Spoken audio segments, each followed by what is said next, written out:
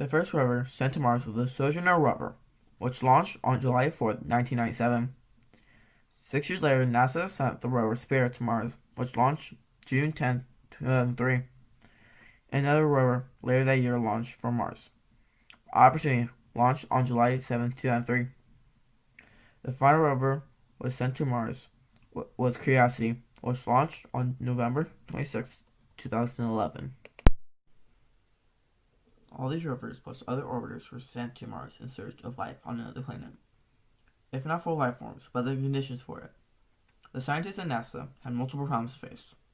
Some include how to keep the rovers powered, what different scientific instruments, and what materials to build the rovers out of, and multi-billion-dollar machines that could lead to the discovery of life on another planet. But they did figure all this out, and the result was this. Sojourner, the first rover that was sent to Mars. It landed on an ancient floodplain called Aristoteles. The rover explored the area of around 330 feet in its 3 months lifespan on Mars, sending around 550 pictures back to Earth. Among those pictures were a picture of round pebbles and conglomerate rocks that indicate something pushing different types of soil together in the past. NASA said this is evidence of a more water-rich planet, which is a condition for life. The Sojourner rover mission ended September 27, 1997. Over the 3 months of its life, it explored the surface, took lots of photos, and examined tons of rocks. This rover showed us that we can get to Mars, and that there is a chance that we can find that Mars once had the conditions for life.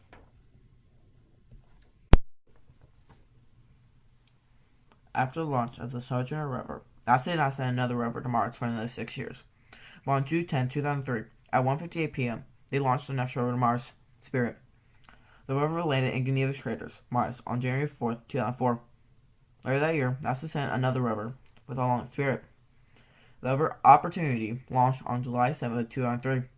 It landed on Terra Meridian, Mars, on January 25, 2004. These rovers discovered many things. One thing that they discovered was Opportunity took a microscopic photo of a rock. These rocks have evidence that they were once soaked in liquid water. Dr. Steve Squires of Cornell University said, liquid water once flowed through these rocks. It changed the texture and it changed the chemistry. As well as Dr. Steve, the principal investigator for the science instruments on Opportunity and its twin Spirit. We've been able to read the telltale clue the water left behind, giving us confidence in that conclusion. They also discovered rising pockets form air on Mars. This could help aid in the design of future Martian spacecraft. A few weeks after Opportunity landed on Mars, Opportunity spotted old iron-rich spherical objects, which scientists named blueberries. They never found more of these objects as it traveled around. Researchers think they are a concretion created when waterborne materials settled into sedimentary rock.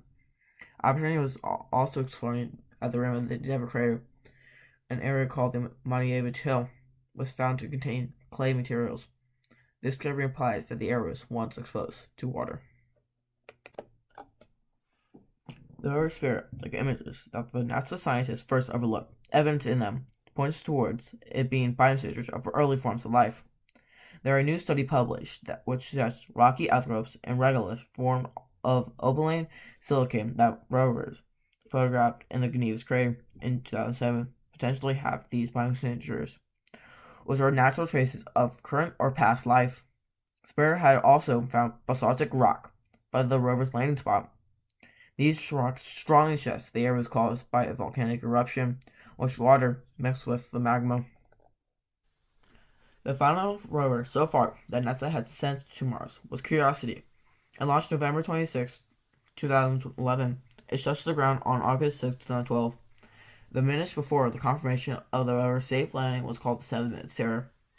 Unlike the other rovers who came down with a parachute and then an inflatable protective layer inflated around the rover until it came to a full stop, the Curiosity rover had a new system of getting to the surface. This new system that the scientists designed was first to use a parachute, like the other rovers. Then rocket boosters would activate, slowing it down and moving it away from the parachute. After the rocket boosters moved it close to the ground, it would release cables that would pull fully it on the ground, so the rockets wouldn't damage any of the scientific instruments. it takes us 7 minutes. It takes 14 minutes or so for the signal from the spacecraft to make it to Earth. That's how far Mars is away from us. So when we first get word that we've touched the top of the atmosphere, the vehicle has been alive or dead on the surface for at least 7 minutes. Also known as EDL, is referred to as the 7 minutes of terror, because we've got literally 7 minutes to get from the top of the atmosphere to the surface of Mars, going from 13,000 miles an hour to 0 in perfect sequence, perfect choreography, perfect timing, and the computer has to do it all by itself with no help from the ground. If any one thing doesn't work just right, it's game over. This big, huge parachute that we've got, it'll only slow us down to about 200 miles an hour. And that's not slow enough to land. So we have no choice, but we've got to cut it off and then come down in rockets. We can't get those rocket engines too close to the ground, because if we were to descend propulsively with our engines all the way to the ground, we would essentially create this massive dust cloud. That dust cloud could then go and land on the rover. It could damage mechanisms and it could damage instruments. So the way we solve that problem is by using the Skycram maneuver. 20 meters above the surface, we have to lower the rover below us on a tether that's 21 feet long, and then gently deposit it on its wheels on the surface. When the rover did land, ship broke out of the control room. Touchdown. We're safe on Mars, said Alan Chen, an engineer of the rover. After the rover had landed, it discovered many things. One of the things was large amounts of methane in the atmosphere. Methane is a gas found on Earth that is usually produced by living things. It also measured the radiation of the planet. It found that Mars has around the same amount of radiation experienced on the ISS. This could lead to a future human expedition to the planet. Curiosity had also found carbon-containing compounds in ancient sediment. The element carbon is the building block to all life here on Earth. Along with these rovers, scientists had also performed many experiments here on Earth. One of these experiments was using soil that's like Martian soil to grow crops. They also did this with the moon.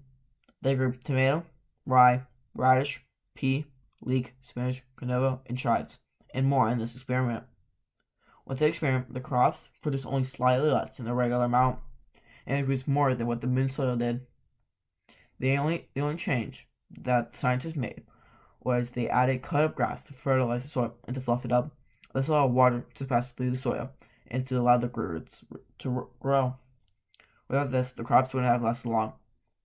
This showed that the soil on Mars could have supported life at one time, with the added of something that could fertilize the soil.